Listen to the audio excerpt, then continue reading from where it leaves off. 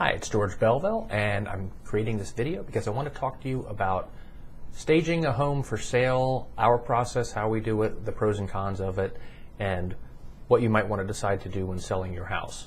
So there are a couple things to think about. So first of all, when we work with a seller and list their home for sale, we cover the cost of a staging consultation, which to me is the most important part of that staging process. And we have our stager go out and they give you all kinds of advice about what you can do with what you have now. They make paint suggestions, color suggestions, furniture arrangement, throw pillows, all kinds of things. They give you a lot of advice about what you can do with your house, with what you already have, and sometimes with a few additional things that you could buy and not spend a lot of money, but really, really dramatically change the look of your house. Sometimes they'll recommend a different color throw on a couch or on a bed, just something to make the colors all come together, and it's actually surprisingly effective, and most people really appreciate it. They'll talk about decluttering and things like that, which is kind of a separate part of staging. So we take care of that, and then at the end of that, they're going to make some suggestions, and they're going to suggest if you wanted to stage your home, here's what you could do, here's what they would do for you, and here's how much they would charge. And we do not cover the cost of the staging because that's up to you.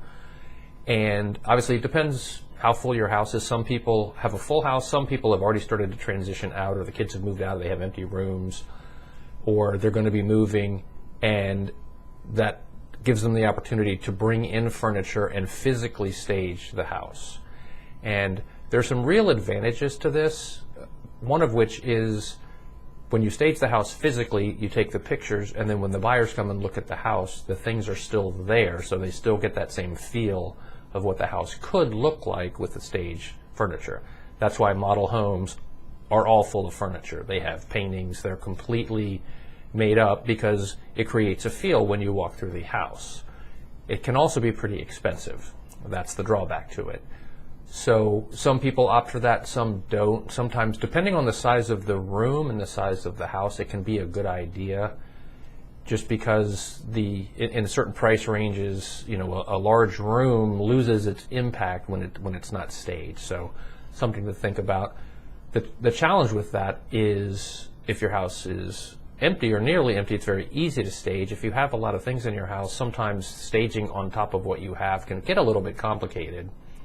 And sometimes when you're moving to a new house, you want to take some of that stuff and put it in storage, leave some in the house. It can get a little bit complicated. One of the other things that we do is virtual staging.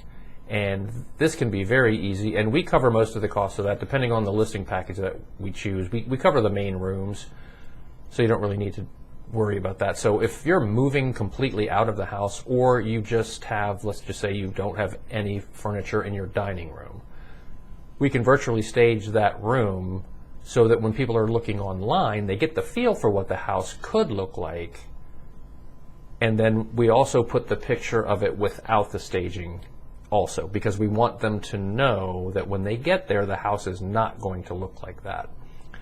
And you'd be surprised how unsettling it is for buyers when they walk in expecting one thing and they see something else. There's that feeling of disappointment that they feel, and it just carries all the way through the house. So we definitely don't want that. So when we put the photos in the MLS and the marketing, it's with the staging and without the staging. So they can see the potential, but they know that the room is not going to be staged when they get there. And the beauty of that is we can do multiple rooms, and as I said, we cover most of that. So the only challenge with that is it's harder to virtually stage around existing furniture. You can't just add things to a room virtually like you can with real furniture. So it's up to you which one you want to do. Obviously, we'll do whichever you want, and there are pros and cons to it.